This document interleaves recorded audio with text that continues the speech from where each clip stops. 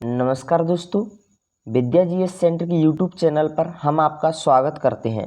आज हम पढ़ने जा रहे हैं भारतीय संविधान एवं राज्य व्यवस्था से जो 1990 से 2021-22 तक प्रश्न पूछे गए हैं उन्हें। यह प्रश्न पूरे हमारे कॉन्स्टिट्यूशन यानी संविधान से होने वाले हैं। यह वह प्रश्न होंगे जो हर एग्जाम में इन क्वेश्चनों में से 4 से 5 प्रश्न पूछे ही जाते हैं। इस सीरीज में हम आपको 50 प्रश्न लगभग कंप्लीट कराएंगे।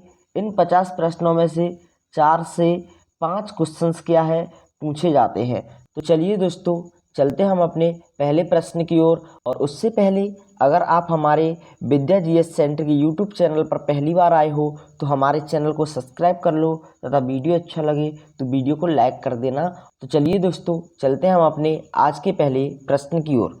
तो आज का हमारा जो पहला प्रश्न है वह पहला प्रश्न है, भारतीय संविधान के निर्माण के समय संवैधानिक सलाहकार कौन थे? ऑप्शन ए है doctor BR. Ambedkar, option B है doctor Rajendra Prasad, option C है बी.एन. राव और ऑप्शन डी है के.एम. मुंशी। तो इसका जो आंसर है, इसका आंसर हो जाएगा बी.एन. राव। बी.एन. राव जी हैं, यह क्या थे? यह संवैधानिक सलाहकार रहे थे प्रथम। ठीक है, प्रथम संवैधानिक सलाहकार रहे थे संविधान निर्माण के समय। इनका पूरा नाम क्या है? तो सर बेनेगल नरसिंह राव, नरसिंह राव। यह जो है, यह संयुक्त सुरक्षा परिषद में भी 2 वर्ष के लिए भारत का प्रतिनिधित्व कर चुके हैं। कब? तो 1950 से 1952 में, 1950 से 1952 में। तो चलिए दोस्तों, चलते हम अपने अगले प्रश्न की ओर। अगला हमारा प्रश्न है, निम्नलिखित में से किस अधिनियम ने केंद्र में द्वैध शासन प्रणाली को स्थापित किया? ऑप्शन ए है भारत शासन अधिनियम 1935, ऑप्शन बी है भारत शासन अधिनियम 1919, ऑप्शन सी है भारत शासन अधिनियम 1909, ऑप्शन डी है भारत परिषद अधिनियम 1892। तो इसका जो आंसर है, इसका आंसर हो जाएगा ऑप्शन ए भारत शासन अधिनियम 1935। तो जो भारत शासन अधिनियम 1935 है, इसके तहत जो कार्यकारी विषय थे, यानी कि जो कार्यकारी विषय जो थे, इन्हें 2 भागों में बांट दिया गया। एक तो हस्तांतरित विषय, एक आरक्षित विषय। यह जो हस्तांतरित विषय थे, इन पर वायसराय जो था, वायसराय यह क्या कर सकता था, यानी यही कानून बना सकता था। लेकिन जो आरक्षित विषय थे, इन पर जो वायसराय था वह विधान परिषद की सहायता से ही क्या बना सकता था, कानून बना सकता था।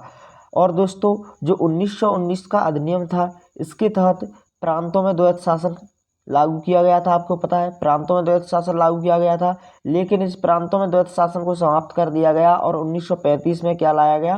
केंद्रों में द्वैध शासन को लाया गया। तो दोस्तों, आपके यहाँ से 3 क्वेश्चन तैयार हो जाते हैं।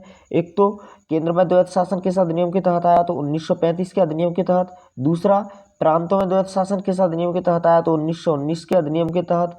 तीसरा, प्रांतों में द्वैध शासन को किस अधिनियम के तहत समाप्त कर दिया गया? तो 1935 के तहत, जो केंद्रों में द्वैध शासन को लाया था। तो चलिए दोस्तों, चलते हम अपने अगले प्रश्न की ओर।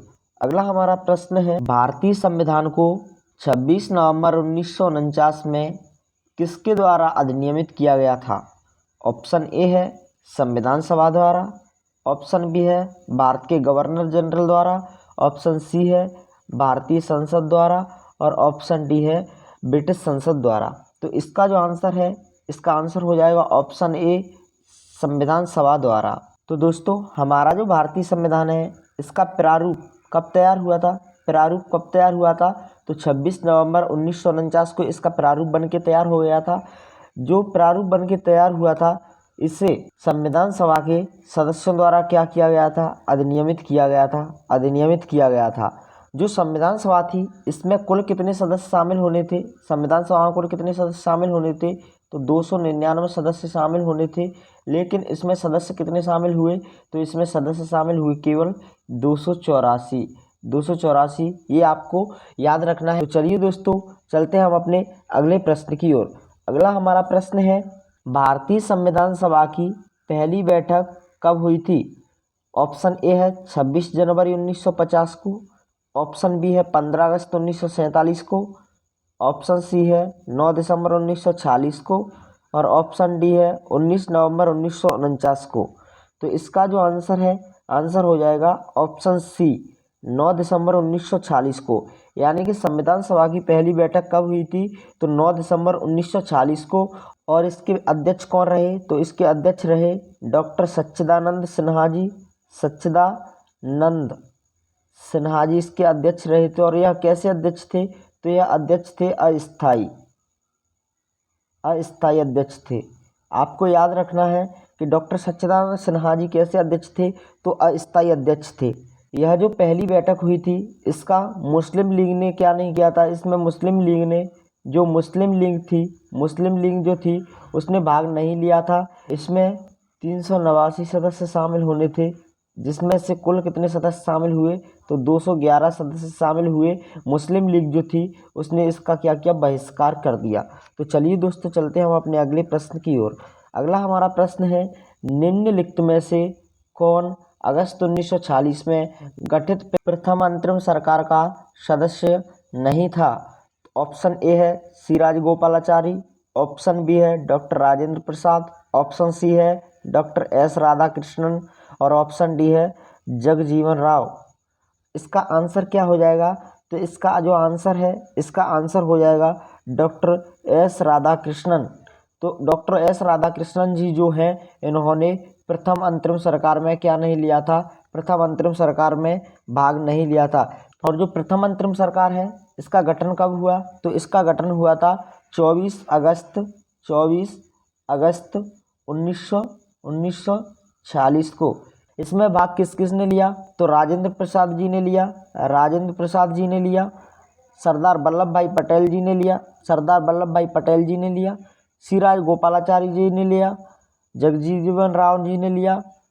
लेकिन जो डॉक्टर एस राधाकृष्णन जी जो हैं, इन्होंने इसमें भाग नहीं लिया था। तो चलिए दोस्तों, चलते हैं हम अपने अगले प्रश्न की ओर। अगला हमारा प्रश्न है, भारतीय संविधान का प्रथम प्रारूप तैयार किया गया था? ऑप्शन ए है बी आर अम्बेडकर जी द्वारा, ऑप्शन बी है बी एन राव जी द्वारा, ऑप्शन सी है के संस्थानम द्वारा, और ऑप्शन डी है के एम मुंशी द्वारा। तो इसका जो आंसर है, आंसर क्या हो जाएगा? बी एन राव जी द्वारा। तो दोस्तों, मैं इससे पहले इस प्रश्न पर डिस्कस कर चुका हूं। तो चलते हैं हम अपने अगले प्रश्न की ओर। अगला हमारा प्रश्न है, संविधान सभा के सम्मुख संविधान की प्रस्तावना का प्रस्ताव किसने रखा? ऑप्शन ए है जवाहरलाल नेहरू ने, ऑप्शन बी है डॉक्टर बी आर अम्बेडकर ने, ऑप्शन सी है बी एन राव ने, और ऑप्शन डी है महात्मा गांधी ने। तो इसका जो आंसर है, आंसर हो जाएगा जवाहरलाल नेहरू ने। 13 दिसंबर 1946 को संविधान सभा की तीसरी बैठक हुई और इस बैठक में जवाहरलाल नेहरू जी द्वारा संविधान सभा के समक्ष प्रस्तावना या उद्देशिका का प्रस्ताव रखा गया। इसमें प्रभुत्ता संपन्न लोकतांत्रिक गणराज्य की रूपरेखा दी गई थी। इसके साथ ही में संघीय राज्य व्यवस्था की परिकल्पना भी की गई थी। इसके साथ ही सभी लोगों को इसमें न्याय, सामाजिक, आर्थिक एवं राजनीतिक स्वतंत्रता को भी सुनिश्चित किया गया था। यह जो उद्देश्य का या प्रस्तावना का प्रस्ताव था, इसे संविधान सभा द्वारा 22 जनवरी 1947 को कुछ सुधारों के साथ स्वीकार कर लिया गया। तो चलिए दोस्तों, चलते हम अपने अगले प्रश्न की ओर। अगला हमारा प्रश्न है, जनगण मन को भारत के राष्ट्रीय गान के रूप में कब से अपनाया गया? ऑप्शन ए है 1948 से, ऑप्शन बी है 1949 से, ऑप्शन सी है 1950 से, ऑप्शन डी है 1951 से। तो इसका जो आंसर है, इसका आंसर हो जाएगा 1950 से, यानी ऑप्शन सी। यह जो जनगण मन है रविंद्रनाथ टैगोर जी द्वारा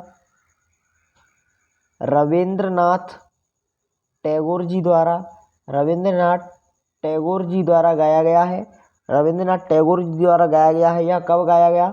तो यह गाया गया वर्ष 1911 में और इसे राष्ट्रगान के रूप में 1950 में क्या कर लिया गया, स्वीकार कर लिया गया, जो कि 52 सेकंड इसके गाने का समय है। 52 सेकंड इसके गाने का समय है। 52 सेकंड इसके क्या है, गाने का समय है। और जनगण मन को पहली बार वर्ष 2011 में भारतीय राष्ट्रीय कांग्रेस के कलकत्ता अधिवेशन में गाया गया था। तो चलिए दोस्तों, चलते हम अपने अगले प्रश्न की ओर। अगला हमारा प्रश्न है, एक निर्वाचित संविधान सभा द्वारा भारत के संविधान का निर्माण करने का प्रस्ताव किया गया था। ऑप्शन ए है साइमन कमीशन द्वारा, ऑप्शन बी है भारत सरकार अधिनियम 1935 द्वारा, ऑप्शन सी है क्रिप्स मिशन द्वारा और ऑप्शन डी है ब्रिटिश कैबिनेट डेलीगेशन द्वारा। तो इसका जो आंसर है, इसका आंसर क्या हो जाएगा, तो इसका आंसर हो जाएगा क्रिप्स मिशन द्वारा। तो दोस्तों चलिए समझते हैं इसके पीछे की कहानी। तो वर्ष 1938 में जो नेहरू जी थे वह इंडियन नेशनल कांग्रेस के सदस्य थे। तो इंडियन नेशनल कांग्रेस यानी भारतीय राष्ट्रीय कांग्रेस ने क्या किया, तो 1938 में आधिकारिक घोषणा कर दी। 1938 में एक घोषणा की और उन्होंने कहा कि भारत के संविधान का निर्माण वयस्क मताधिकार के आधार पर चुनी गई संविधान सभा द्वारा होगा और इसमें कोई भी बाहरी हस्तक्षेप नहीं होगा। ये किसने कहा, जवाहरलाल नेहरू जी ने कहा। और उसी समय द्वितीय विश्व युद्ध प्रारंभ होने वाला था। तो सभी देशों ने क्या बनाया, भारत को आज़ाद करने के लिए एक दबाव बनाया ब्रिटेन पर दबाव बनाया गया। तो ब्रिटेन के द्वारा सर स्टीफर्ड क्रिप्स की अध्यक्षता में एक आयोग भेजा गया और इस आयोग को क्रिप्स मिशन के द्वारा जाना जाता है। यह कब भेजा गया, 1942 में भेजा गया था। अगर आपको क्रिप्स मिशन के बारे में और अधिक जानकारी चाहिए तो ऊपर जो आपको आई बटन दिख रहा है उस पर वीडियो की लिंक है हमारे यूट्यूब चैनल पर। इससे पहले क्रिप्स मिशन के बारे में वीडियो आ चुका है, तो आप उसे देख सकते हो। तो चलिए दोस्तों, चलते हम अपने अगले प्रश्न की ओर। अगला हमारा प्रश्न है, लिखित संविधान का प्रारंभ सर्वप्रथम किस देश में हुआ था। ऑप्शन ए है जापान में, ऑप्शन बी है भारत में, ऑप्शन सी है ब्रिटेन में और ऑप्शन डी है संयुक्त राज्य अमेरिका में। तो इसका आंसर तो आपको सबको ही पता होगा, संयुक्त राज्य अमेरिका में लिखित संविधान का प्रारंभ सबसे पहले हुआ था। यह जो संविधान था कब बना था, यह संविधान कब बना था, तो 1787 में लिखित संविधान क्या हुआ, प्रारंभ हुआ। इसे 4 मार्च 1789 को क्या कर दिया गया, लागू कर दिया गया। 1789 को लागू कर दिया गया। जो वर्तमान अमेरिकी संविधान है इसमें अब तक टोटल 27 संविधान संशोधन हो चुके हैं, यानी कि यह जो संख्या है वह बहुत ही क्या है, कम है। उन्होंने इस तरीके से संविधान को बनाया कि उसमें ज़्यादा संशोधन करना ही नहीं पड़ा है अब तक। और जो हमारा संविधान है इसमें अब तक लगभग 100 से भी बहुत ज़्यादा संशोधन किए जा चुके हैं। तो लेकिन इन संशोधनों की संख्या हमारे संविधान में क्यों बढ़ रही है, इसके पीछे भी आप एक वजह जान लीजिए। क्योंकि हमारा संविधान जो है वह विश्व का सबसे बड़ा संविधान है, लिखित संविधान है। इसीलिए हमारे संविधान में संशोधन थोड़े बहुत हो जाते हैं, क्योंकि यह बहुत ही विस्तार में बनाया गया संविधान है। तो चलिए दोस्तों, आज के लिए इतना काफ़ी है। मिलते हैं हम अपने अगले वीडियोज़ में। इस सीरीज का सेकंड पार्ट आपके लिए हम कल अपलोड कर देंगे। तो धन्यवाद दोस्तों, आप अपना ख्याल रखना। अगर वीडियो पसंद आया हो तो वीडियो को लाइक कर दीजिए और चैनल को सब्सक्राइब कर लीजिए। तो मिलते हैं हम आपसे अगले वीडियोज़ में, तब तक के लिए आप अपना ख्याल रखना।